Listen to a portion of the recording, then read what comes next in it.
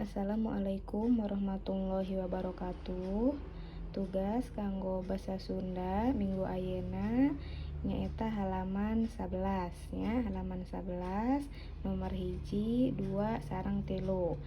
Jadi ku hideup dibaca heula teks anu di halaman 10, teras diisian pertanyaan-pertanyaan anu ieu. Sebutkeun naon tema biantara nu dijelaskeun tina di dieu nya bacaan ieu.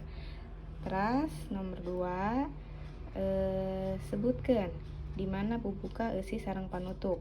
Cukup ku nomor. Tadi aya nomor kan ya. Tah, misalna pembuka 1 2 3 4 5.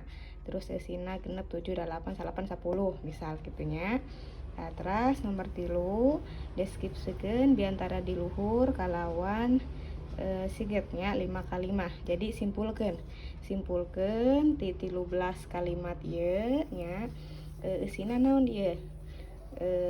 Punten 14 nya, 14 kalimat biantara ieu. Tah, simpulkeun naon nu disampaikeun tina biantarana. Tah, minimal 5 kalimat nya.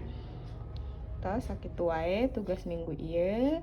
Pami aya nu bari ditaroskeun mangga WA ibu. Pami kurang jelas mungkin dikumpulkeunna ngantosan pengumuman ti ibu nya sangkantenan tugas minggu payuna deui. Hapunten bilih aya kalepatan. Wassalamualaikum warahmatullahi wabarakatuh.